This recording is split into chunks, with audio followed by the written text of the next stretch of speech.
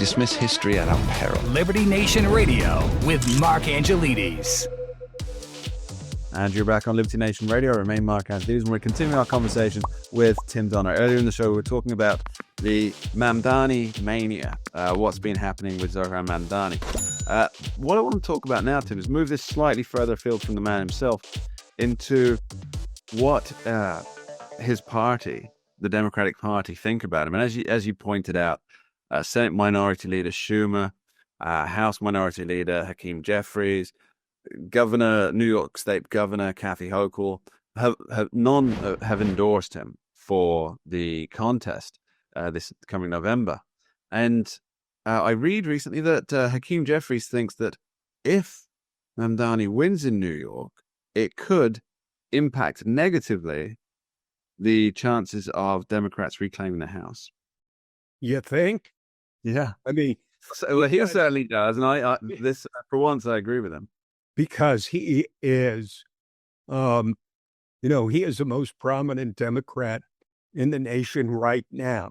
Yeah. All the attention is focused on him. There's Virginia and New Jersey governor's races, but there's relatively little attention on those compared to New York City because everybody's waiting to see, number one, if Mamdani can win, and number two, if he does, how huge the exodus will be out of New York from businesses and wealthy individuals who really form the bulk of the tax base in New York, which means those people leave and there's nobody to tax to pay for all your socialist schemes. So, it's clearly something that has caused major problems for the Democrats. They don't know what to do.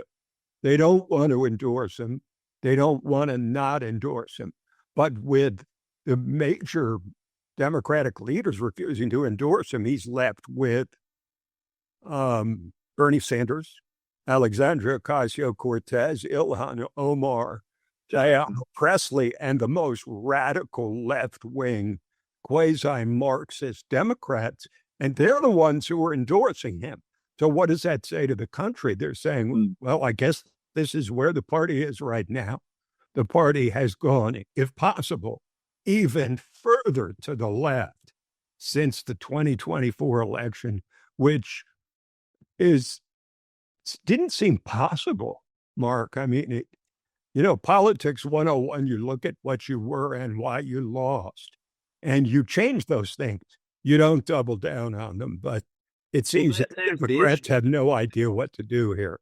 That might be the issue, that they still don't realize why they lost. Or they refuse to come to grips with it. Yeah. They're doing a so-called, a post-mortem on their, stinging defeats that they suffered in November. But they're still talking about, well, we didn't message effectively, or even that, they're whispering that Joe Biden should have gotten out of the race sooner. But the point is, even beyond Joe Biden, is that they have supported a left-wing ideology that is not only unpopular, but mysterious to the American people. The average person in flyover country is wondering, why this emphasis on DEI? Why aren't we talking about men who choose to become women? Why are we focused? And why do Democrats continue to support the idea of men participating in women's sports? This is what their national image is. So no matter what happens to Trump, and certainly his popularity has gone down because it has to, once you actually do the things that are as bold as he is, you're going to step on a lot of toes. But still, I mean, even if Trump is at 45% approval, the Democrats are down in the 20s or low 30s at best. So like many elections, the population basically might look at the 2026 midterms as which is the lesser of two evils, at worst for Trump.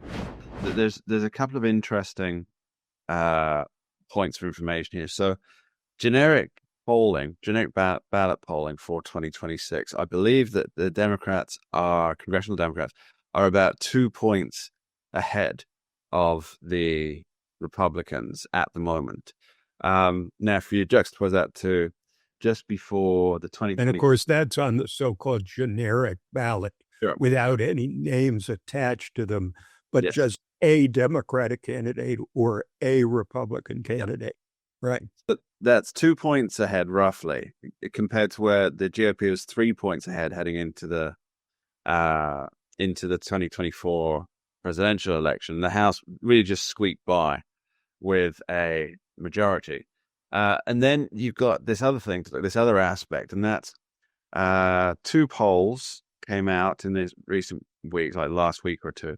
One from CNN, which said that Democrats are the least popular they've been going back to when CNN started the polling in 1992. They're down to 28%, which is it's their worst performance really then in the last 30-something years. And then there was another piece of polling that came out, and this was from a Democrat super PAC. And the majority of voters, including obviously Democrats, described the Democratic Party as, and I'm quoting here, woke, weak, and out of touch. And yes, Other than that, they're great. They're having no. Other than that, Mrs. Lincoln, how did you enjoy the play? So you've got these two supposedly these two things that look kind of contradictory, but I don't think they actually are. Where so you've got the lowest approval rating in the last 30 plus years, and you've got them being described as weak, woke, and out of touch. But then at the same time, they've got a +2 lead in the congressional ballot, and I think what that is because, and I might have this wrong, but I think this is because people are optimistic that the Democratic Party will turn itself around from where it is now in the lead up to the midterm. So they're very optimistic about it. In fact, that's played out in another poll, which I think is a Quinnipiac poll, if I'm saying that correctly, where Democrat voters are more enthused to vote in the midterms than the Republicans by, I think it's a good 10 points difference there. Well, midterm elections tend to be grievance elections. Yeah. If you think about where the average Trump supporter and the average Democrat are now, Trump supporters are sitting fat and happy. They're in the catbird seat. They're seeing their guy rip through the Washington bureaucracy and make earth-shattering changes on so many different fronts. Whereas the Democrats are watching this happening and they have steam coming out of their ears. Well, for midterm elections, it's the people that have steam coming out of their ears that tend to show up, which is why the enthusiasm is going to be higher among Democrats. It's their first shot at sending a message to Donald Trump that they don't approve. So strictly speaking, this is why midterms almost always, it's about 80-85% of the time, pushing towards 90%, where the out party, the party that does not hold the White House, picks up seats in the midterms because they've got 2 years worth of a track record of a president they hate to vote against. And they bring along some people who voted for their president on the principles, but then when they see it in practice, they're not quite as happy. And a good example of that is the rounding up of criminally illegal aliens. The population was hugely in favor of that during the election without perhaps thinking through what it would take to achieve that. And now that Trump is sending ICE in to do whatever it takes to get rid of these criminal aliens, well, they're not quite as happy with the pictures they see of this happening. So these are usual, typical trends that happen in midterm elections. We'll see how that carries on. Now, we're going to be back with Tim Donnan after this short break. Don't go anywhere. We dismiss history at our peril. Liberty Nation Radio with Mark Angelides.